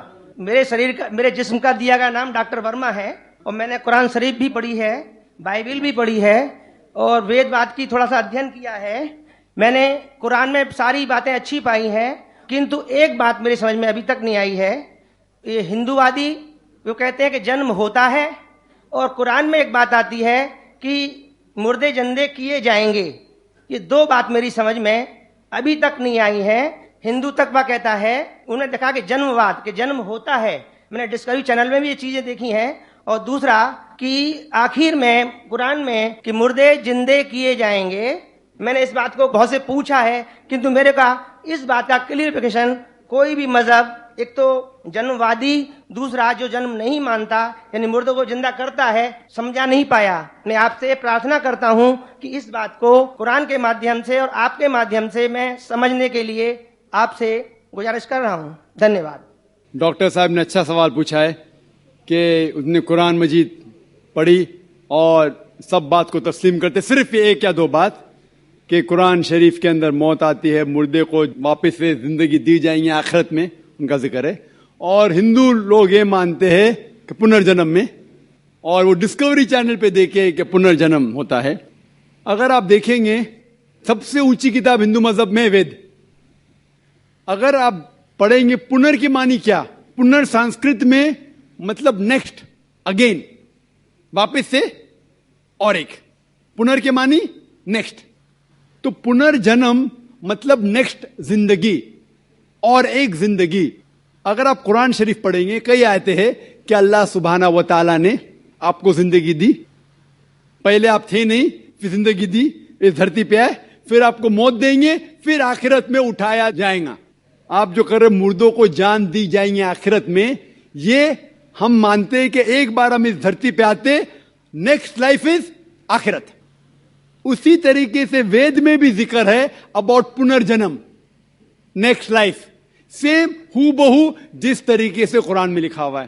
لیکن عام ہندو مذہب کے جو گرو ہے, سوامی ہیں, ان لوگ جب یہ جاننے لگے, ایک ان کو کٹھنائی پیش آئی, وہ دیکھنے لگے کہ کئی انسان جب پیدا ہوتے ہیں with congenital defects, heart problem, heart defects, limb problem, کوئی امیر پیدا ہوتا ہے, کوئی غریب پیدا ہوتا ہے. تو بھگوان ہی کینٹ بی انجسٹ, بھگوان انجسٹ نہیں ہو سکتا ہے کہ کوئی انسان کو ہیلدی پیدا کرتا ہے صحت کے ساتھ, کوئی انسان کو کنجنائٹل دل کی بیماری سے پیدا کرتا ہے, کوئی انسان کو امیر گھر میں پیدا کرتا ہے, کوئی انسان کو غریب گھر میں. تو بھگوان انجسٹ نہیں ہو سکتا ہے, نا انصاف نہیں ہو سکتا. تو یہ جو سوامی لوگ ہیں, ان لوگ نے ایک نئی چیز نکالی, سمسکارا. ہندو مذہب میں کہتے سمسکارا, جو انگلش میں کہتے ہیں cycle of birth and rebirth, transmigration of soul. انگریزی میں کہتے ٹرانس مائگریشن آف سول, کیونکہ آپ ڈاکٹر ہیں آپ جانتے ہوں گے. ٹرانس مائگریشن آف سول انگریزی میں کہتے, سنسکرت میں کہتے سمسکارا, birth death, birth death, birth death. کہیں بھی وید میں نہیں لکھا ہوا ہے کہ birth death, birth death, birth death, کہیں بھی وید میں نہیں لکھا ہے. چیلنج ہے میرا. یہ ان لوگ کو ملتا ہے بھگوت گیتا کے شلوک سے.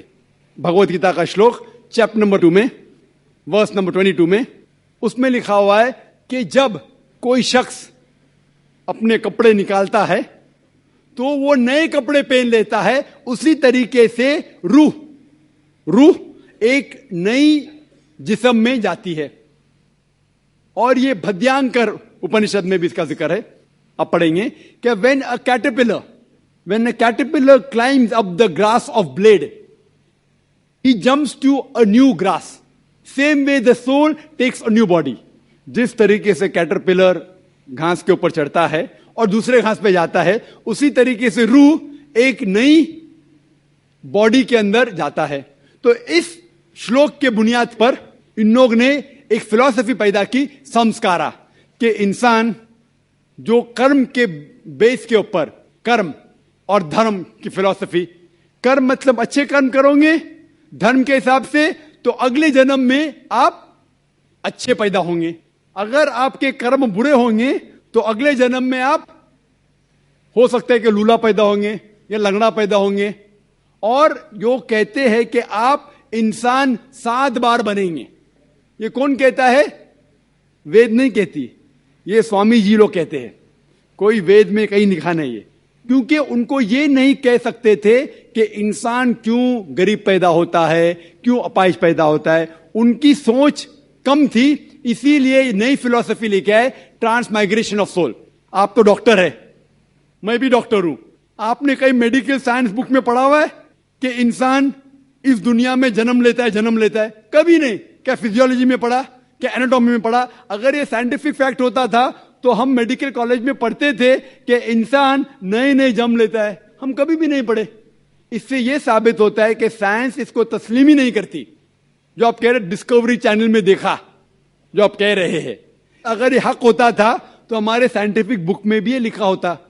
تو یہ کہنا کہ سائنٹیفک پروف ہے کہ ہم جنم لیتے ہیں بالکل غلط ہے. اسلام جو اس کا جواب دیتا ہے وہ ہے کہ اسلام تسلیم کرتا ہے کہ اللہ سبحانہ و تعالیٰ کچھ لوگ کو اپائش پیدا کرتا ہے, کچھ لوگ کو اچھی صحت دیتا ہے, کچھ کو غریب, کچھ کو امیر.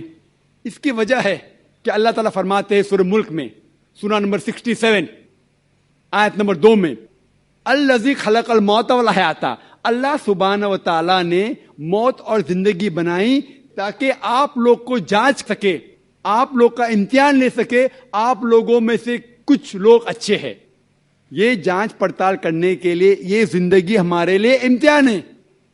اور اللہ تعالیٰ فرماتے ہیں سورہ انفال میں سورہ نمبر 8 آیت نمبر 28 میں کہ آپ کے بچے اور آپ کی جائیداد آپ کے لیے فتنہ ہے. آپ کی جائیداد اور آپ کے بچے آپ کے لیے ایک ٹیسٹ ہے, آپ کے لیے امتحان ہے. اللہ تعالیٰ کچھ لوگ کو غریب گھر میں پیدا کرتا ہے, کچھ لوگ کو امیر. جو لوگ امیر ہیں ان کے لیے امتحان ہے کہ وہ زکوٰۃ دیتے کیا نہیں. جیسا کہ میں نے کہا میری تقریر میں, تیسری بنیادی بات اسلام میں ہے زکوٰۃ. جس شخص کے پاس 85 گرام سے زیادہ سونا ہے یا اس کے مقابلے میں دھن ہے, اس کو 2.5% زکوٰۃ دینا فرض ہے. جو آدمی امیر ہے, کچھ امیر لوگ برابر زکوٰۃ دیتے, کچھ لوگ آدھا دیتے, کچھ لوگ دیتے نہیں. تو امیر انسان کو شاید 100% مارکس ملے یا 50% مارکس ملے یا 0% ملے. وہ غریب انسان کو زکوٰۃ میں تو 100 مارکس ملتا ہے, 100 آؤٹ آف 100. اس کو زکوٰۃ دینا ہی نہیں. ہم کہتے رہے بیچارہ غریب انسان ہے, لیکن اصل میں دیکھے جاؤ تو اس کو اس امتحان میں, غربت کے امتحان میں 100% مارکس ملے. آپ سمجھ رہے؟ اسی طریقے سے اللہ تعالیٰ کہتے ہیں کہ آپ کے بچے آپ کے لیے امتحان ہے. ہو سکتا ہے مثال کے طور پہ ایک اچھے جوڑی ہے, اچھے مسلمان ہیں, 5 ٹائم نماز پڑھ رہے ہیں, حج کو گئے ہیں, رمضان میں روزہ رکھتے ہیں, زکوٰۃ دیتے. اللہ تعالیٰ ان کا اور بڑا امتحان لینا چاہتا ہے. جتنا بڑا امتحان اتنا بڑا انعام. مثال کے طور پہ اگر آپ BA پاس کرتے تو آپ کو صرف گریجویشن ملتا ہے.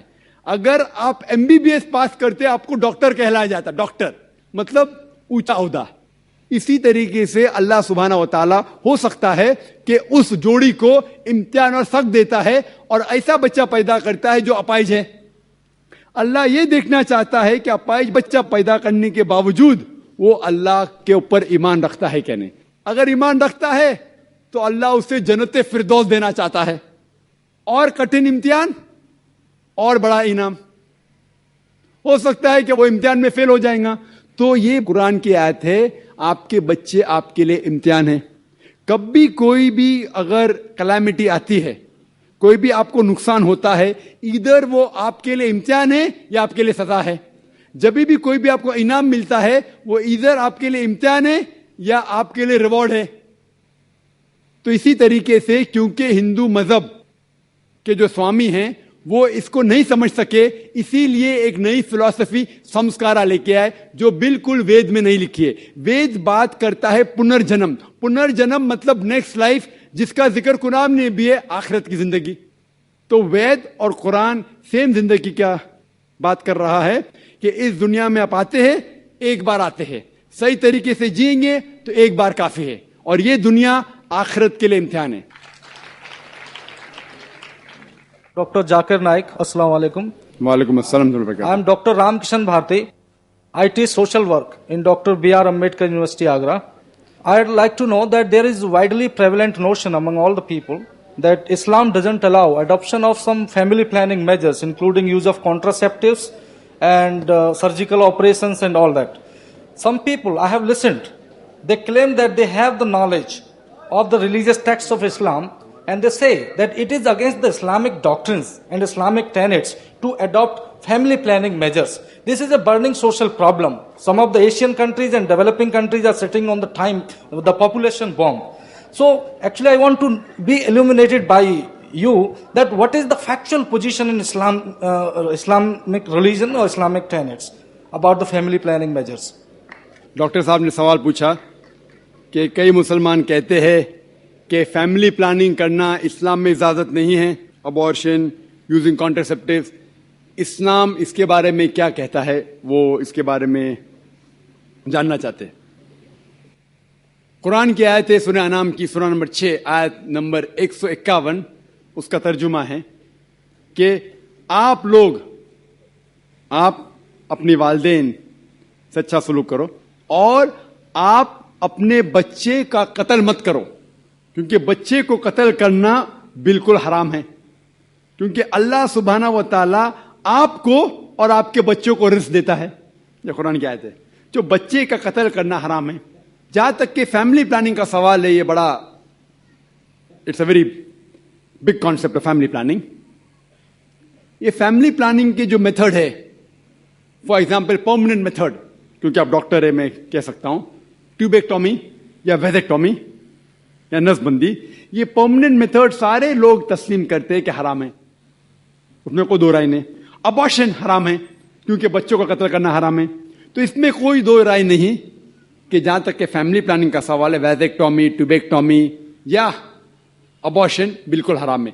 صرف اس ٹائم الاؤڈ ہے جب ماں کی جان اگر خطرے میں ہے. If the mother had multiple caesarean section, ماں کو کئی سیزیرین سیکشن ہوئے، چیر کے بچے کو نکالنے پڑتا ہے، اور اگر اور ایک بچہ ہونے کے وجہ سے اس کے جان کو خطرہ ہے، یا مثال کے طور پہ ماں کو دل کی بیماری ہے اور ایک بچہ پیدا ہونے کے وجہ سے اس کی جان خطرے میں ہو سکتی ہے، تو ماں کی جان بچانے کے لیے کوئی بھی ٹائپ کی فیملی پلاننگ الاؤڈ ہے اس ٹائم، کیونکہ ماں کی زندگی بہت اہم ہے. اس کے علاوہ all types of permanent method حرام ہے. جو اختلاف ہے وہ ٹیمپرری میتھڈ میں ہے. ٹیمپرری میتھڈ، اور سب سے کامن ٹیمپرری میتھڈ ہے جو کاپرٹی ہے، جو آپ جانتے ڈاکٹر ہونے کے ناطے کاپرٹی ہے. میں جب میڈیکل کالج میں تھا ہمیں پڑھایا جاتا تھا کاپرٹی از اے کانٹراسیپشن. ابھی پتا چلا کاپرٹی کانٹراسیپشن نہیں ہے، اٹس اے کانٹرا امپلانٹیشن. کاپرٹی کیا کرتی ہے؟ Zygote is already form, the ovum and the sperm have already joined to form the zygote. The zygote is prevented to cling on the uterine wall. So it is rather a contra-implantation rather than a contraception. The conception has already taken place. تو کاپرٹی میں contraception نہیں ہوتا ہے، contra-implantation ہوتا ہے. If you let your imagination go a bit ahead, it is nothing but early abortion جو حرام ہے. وہ abortion ہی ہے لیکن early abortion ہے، contra-implantation. تو بہت سے مسلمان انجانے میں سمجھتے کانٹراسیپشن آف کاپرٹی از الاؤڈ اور استعمال کرتے جو بالکل حرام ہے. اس میں کوئی دو رائے نہیں. اسی پل جب آپ لیتے ہیں جو قرآن کی آیت ہے سورہ روم کی سورہ نمبر 30 آیت نمبر 30 میں کہ do not change the physiology of the body. تو when you take contraceptive pills any doctor will tell you it has various side effects, various, it is detrimental to health. جو difference of opinion ہے وہ temporary method میں ہے، باقی کے temporary method condoms etcetera. But میرا سوال یہ ہے کہ آپ کانٹرسیپشن کیوں استعمال کرنا چاہتے ہیں؟ آپ فیملی پلاننگ کیوں کرنا چاہتے؟ یہ سوال ہے، سب سے اہم سوال. اور اس کے دو وجہ ہو سکتی ہے، صرف دو. سارے وجہ کو اکٹھا کریں گے تو دو گروپ میں آپ بانٹ سکتے. ایک گروپ کیونکہ وہ انسان شاید غریب ہے اور بچے کی پرورش نہیں کر سکتا، یا دوسری وجہ کہ وہ چاہتا ہے کہ اپنے بچے کو اچھی سے اچھی تعلیم دے تو بیچ میں اسپیسنگ ہونا چاہیے. میں میرے بچوں کو ڈاکٹر بنانا چاہتا ہوں تو اگر ایک کے بعد ایک جلدی ہوئیں گے فٹافٹ تو مشکل ہے، میں ذرا 3 سال 4 سال 5 سال بعد دوں گا. یہ دو وجہ ہو سکتے. میں آپ کو یہ کہنا چاہتا ہوں کہ میں میرے والدین کی 5ویں اولاد ہوں، 5ویں اولاد، 5th. اگر میرے والدین فیملی پلاننگ کیے ہوتے تو میں آج دنیا میں نہیں آیا ہوتا. Am I a boon or a bane for society? کیا میں معاشرے پہ بوجھ ہوں کہ فائدہ مند ہوں؟ اور لوگ کہتے ہیں کہ ڈاکٹر سب سے اچھا پیشہ ہے. اچھا پیشہ الحمدللہ، لیکن میں نے وہ پیشہ چھوڑ کے اور اچھے پیشے کے لیے آیا. جس طرح اللہ تعالیٰ فرماتے سورہ فصلت میں سورہ نمبر 41 آیت نمبر 33 میں وَمَنْ أَحْسَنُ قَوْلًا مِّمَّنْ دَعَا إِلَى اللَّهِ وَعَمِلَ صَالِحًا وَقَالَ إِنَّنِي مِنَ الْمُسْلِمِينَ. کون وہ شخص ہے بات کرنے میں بہتر؟ وہ شخص جو لوگوں کو اللہ کی طرف بلاتا ہے. تو میں نے میرے ڈاکٹری پیشے کو چھوڑ دیا ہوں اور بہتر پیشے کے لیے.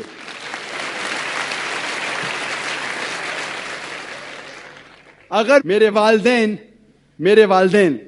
اور والدہ، ماں اور باپ فیملی پلاننگ کرتے تو میں دنیا میں نہیں آتا تھا. لیکن اسلام میں ہر प्रॉब्लम का सोल्यूशन है।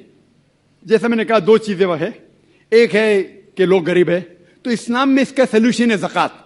जैसा मैंने कह चुका हूं अपनी तकरीर में कि हर अमीर आदमी जिसके पास 85 ग्राम सोना से ज्यादा सोना है या उतनी दौलत है, उसे 2.5% ज़कात देना चाहिए हर साल।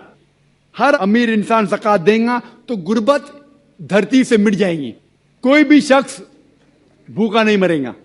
अगर कोई शख्स के पास पैसा कम है वो ज़कात ले सकता है, प्रॉब्लम क्या है? और जो लोग कह रहे हैं कि स्पेसिंग करना चाहिए, ये एक माल्थ्यूसियन थ्योरी थी। आप जानते हैं माल्थ्यूसियन theory that the crop is inversely proportional to the population, यानी जितना पॉपुलेशन है उतना खतरा है आपके खाने के लिए। Theory has been disproved. ये आप देखेंगे, ये सिर्फ हिंदुस्तान में जो पॉपुलेशन प्रॉब्लम है, बाकी मुमालिक में पॉपुलेशन इज अ बून। आप अमेरिका में जाएंगे, जितने ज्यादा बच्चे आपके पास है उतना कम टैक्स आपको देने का। पता है आपको, यंग छोटे छोटे बच्चे पहनते हैं I am my father's tax saver, मैं मेरे वालिद की टैक्स की बचत करता हूं। जितने ज्यादा बच्चे उतना कम टैक्स। आप ऑस्ट्रेलिया में जाओ, जितने ज्यादा बच्चे उतनी पैसे गवर्नमेंट देती है आपको हर साल, 10,000, 15,000, 20,000। जितने ज्यादा बच्चे उतने पैसे गवर्नमेंट देती है। क्यों? Population is a boon, it is not a Ben. Population जितने ज्यादा लोग उतना फायदा। आप समझ रहे? और धरती का सिर्फ 30% इस्तेमाल होता है, 70% of the land is not being utilised. तो पॉपुलेशन अगर डबल ट्रिपल भी होगी तो भी कोई नुकसान नहीं। वो प्रॉब्लम है गवर्नमेंट के पास कि गवर्नमेंट को इंसान को सही तरीके से इस्तेमाल करने नहीं आता है। तो हम कहते हैं हम दो हमारे दो, एक के बाद अभी नहीं, 2 के बाद कभी नहीं। तो ये प्रॉब्लम है कि हमें गवर्नमेंट लॉस को बदलना चाहिए। Population is never a problem, it is a बून। किस तरीके से इंसान को इस्तेमाल करके देश को बढ़ाना चाहिए वो इंपॉर्टेंट है, रादर देन फैमिली प्लानिंग। और आप जानेंगे कि अल्लाह सुब्हाना व तआला ने 2 बार कुरान मजीद में इसके बारे में जिक्र किया है। एक है सूरह इसरा सूरह नंबर 17 आयत नंबर 31, और दूसरी आयत जो मैंने पेश किया सूरह नाम सूरह नंबर 6 आयत नंबर 151 में।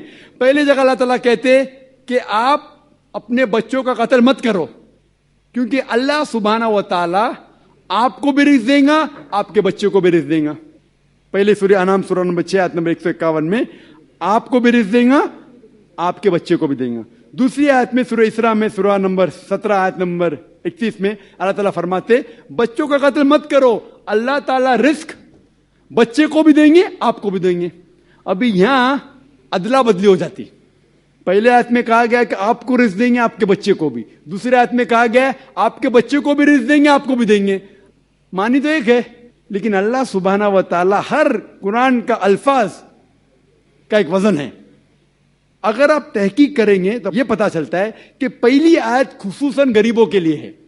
आप अगर समझते कि और एक बच्चा होगा तो मैं भी मरूंगा, बच्चा भी मरेगा, खाने पीने के वालदे है, और एक बच्चा होगा तो मैं भी मरूंगा, बच्चा भी मरूंगा। अल्लाह ताला कहते फिक्र मत करो, अल्लाह ताला आपको भी रिज़्क देंगे, आपके बच्चे को भी। वो दूसरी आयत अमीरों के लिए कि मैं चाहता हूं कि 3-4 साल बाद मेरे बेटे को इंजीनियर बनाऊंगा, मैं मेरे बेटे को डॉक्टर बनाऊंगा, तो मैं चाहता हूं कि कम बच्चे हो। तो अल्लाह ताला कहता है अल्लाह ताला रिस्क आपके बच्चे को भी देता है, आपको भी देता है। Order is interchanged. और मैं मिसाल दिए, आप देखेंगे जितने नोबेल प्राइज विनर है, ये जरूरी नहीं कि वो एक ही बच्चे थे अपने वालिदैन के नोबेल प्राइज मिला। तो ये गलत फहमी है। और अल्लाह सुब्हाना व तआला नेचुरल फैमिली प्लानिंग दे चुका है। इस्लाम में नेचुरल फैमिली प्लानिंग है, जो कुरान की आयत है सूरह लुकमान सूरह नंबर 31 आयत नंबर 14 कि मां ने अपने बच्चे को 2 साल तक दूध पिलाया। और आप डॉक्टर होने के नाते जानते होंगे कि जब मां अपनी छाती का दूध बच्चे को पिलाती है तो उसको लैक्टेशन अमेन्यूरिया होता है, मतलब उसको और एक बच्चा पैदा होना बहुत मुश्किल है। ये अल्लाह सुब्हाना व तआला नेचुरल फैमिली प्लानिंग कर चुका है। लेकिन अफसोस की बात है कि आज की खवातीन ब्रेस्ट फीडिंग में नहीं मानते, क्योंकि उनका फिगर खराब होता है। सबसे अच्छी चीज बच्चे के लिए मां का दूध। कोई भी नेस्ले, कोई भी मिल्क पाउडर उसकी बराबरी कर ही नहीं सकता है। तो अल्लाह has given natural method of family planning. میں جانتا ہوں کہ یہ 100% سیف نہیں ہے، اسی لیے قرآن مجید کی ایک آیت ہے سورہ عمران سورہ نمبر 3 آیت نمبر 54 میں، مکروا مکر اللہ واللہ خیر الماکرین. انہوں نے پلان کیا اور پلاٹ کیا، اللہ سبحانہ و تعالیٰ نے بھی پلان کیا، اور اللہ سبحانہ و تعالیٰ سب سے اچھا ماہر ہے پلاننگ میں. اگر آپ سمجھتے کہ آپ پلاننگ کر سکتے فیملی کے لیے، آپ کی فیملی، آپ کو پوری اجازت ہے. آپ سمجھتے کہ اللہ تعالیٰ آپ سے بہتر کر سکتا ہے تو اللہ پہ چھوڑیے. جناب ڈاکٹر ذاکر صاحب، میں اس پروگرام میں آنے میں تھوڑا سا دیر ہو گئی میرے کو، اور اگر میں یہاں نہیں آ پاتا تو شاید اپنے آپ کو زندگی بھر معاف نہیں کر پاتا. آگرہ کی سرزمین پر آ کے آپ نے یہ جو روشنائی جگائی ہے، یہ واقعی میں ہم تو اس اللہ تعالیٰ سے دعا کریں گے.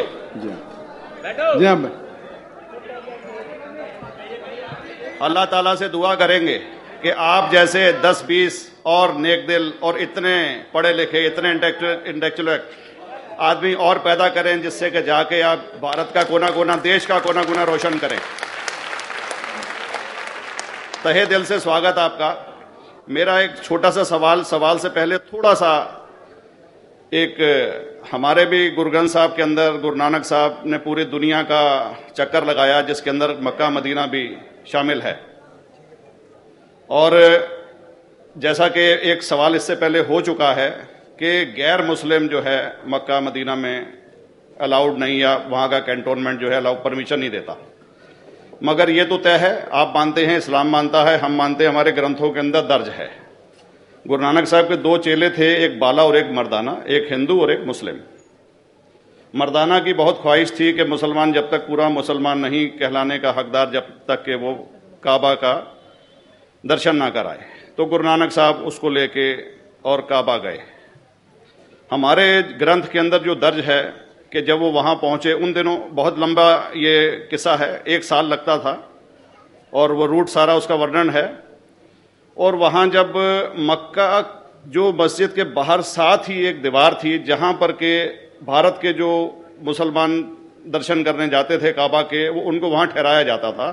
وہاں کی دیکھ بھال جو کرتا تھا وہ ملا جیون کرتا تھا. جب گرو نانک صاحب اپنے چیلوں کے ساتھ میں وہاں پر پڑے تھے، تو صبح جب ملا جیون وہاں کی صفائی کرنے کے لیے آیا، تو اس نے دیکھا گرو نانک صاحب کے جو پیر تھے وہ کعبہ کی طرف تھے. وہ غصے میں چلایا کہ یہ کون کافر ہے جو کہ کعبہ کی طرف پیر کر کے پڑا ہے، اور اس نے غصے کے اندر آ کے ان کے پیروں کو جھٹکا دیا، دوسری طرف کیا. تو ہمارے گرنتھ کے اندر درج جو قصہ ہے اس کے اندر یہ ہے کہ کعبہ بھی اس سمے ہل گیا، جدھر گرو نانک کے پیر جاتے تھے کعبہ ادھر مڑتا تھا.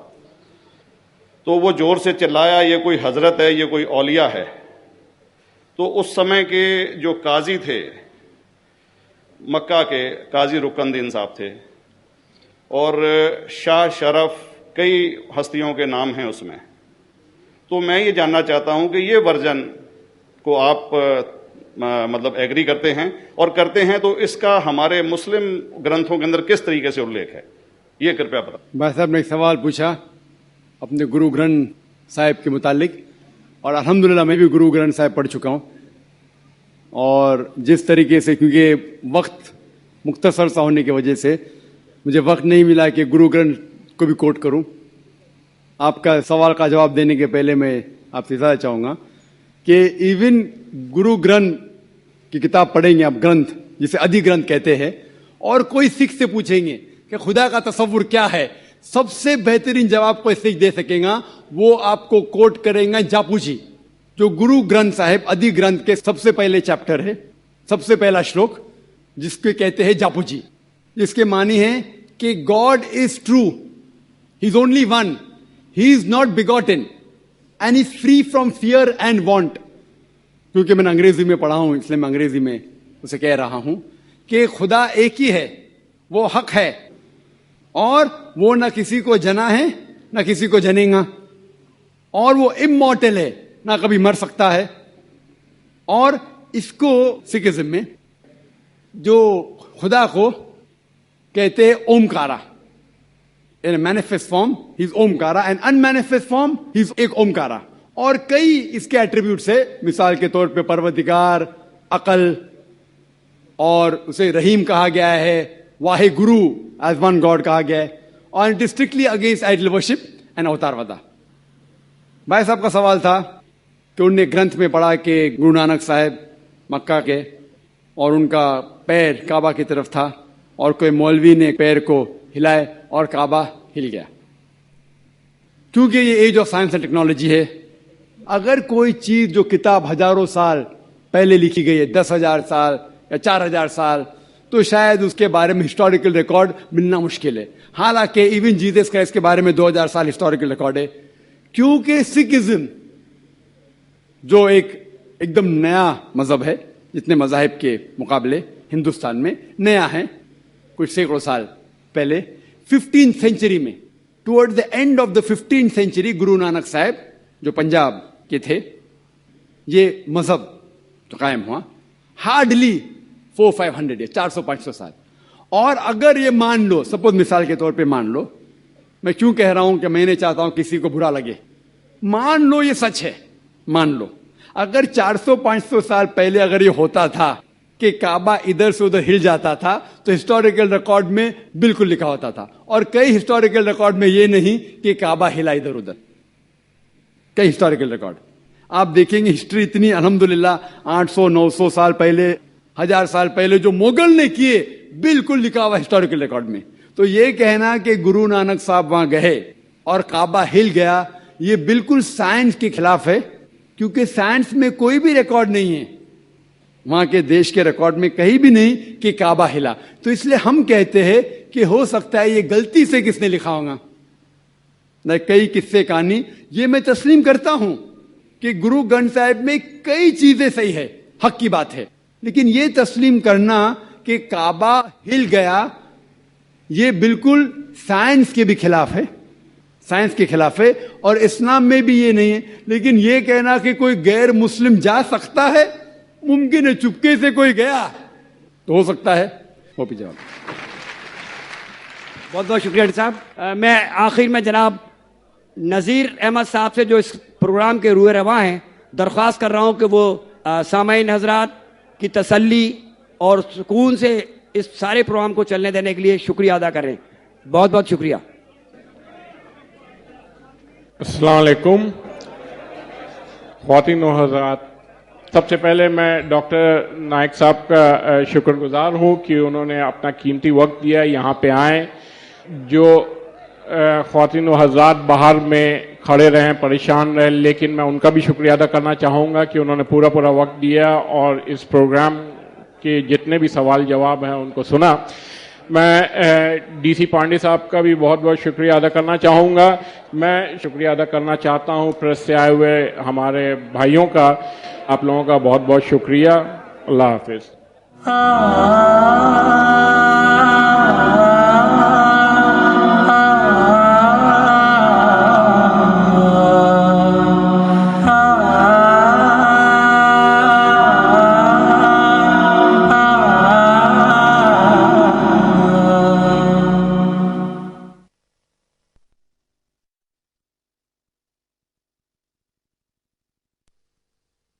Down the ages past, Allah sent His messengers to deliver humankind from darkness to light.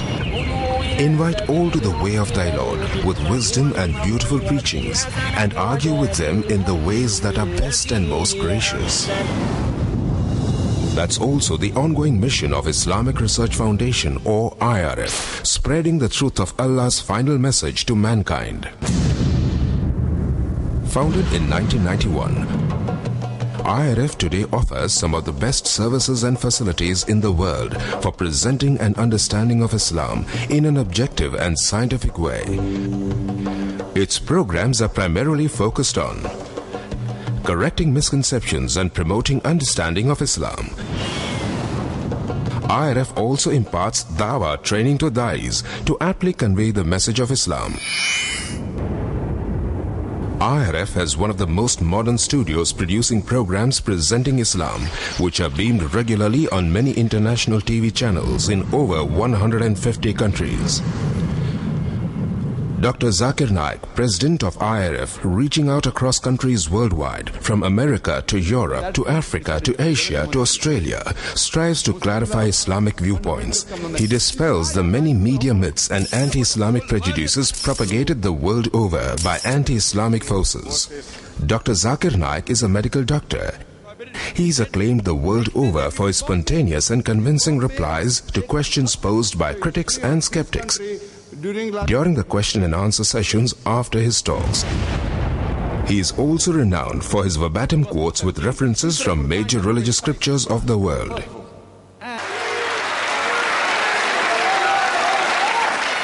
Dr. Zakir and other faculty of the IRF train many da'is in effective dawah techniques. About English literature. IRF's website provides free dawah training material for you to download and become an effective da'i yourself. Dr. Zakir Naik's talks are available on audio and video, cassettes, CDs and DVDs the world over. IRF today is creating a change in the hearts and minds of millions of Muslims and non-Muslims worldwide towards a proper understanding and respect for Islam. Have a question or doubt about Islam and its teachings?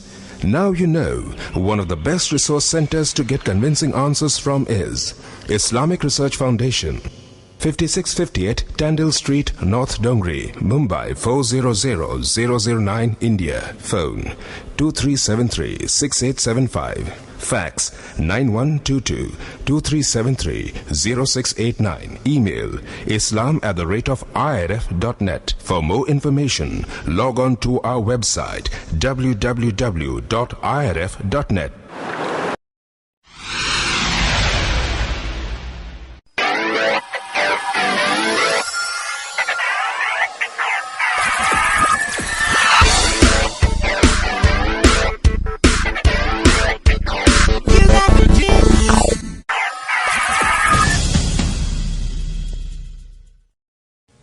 Why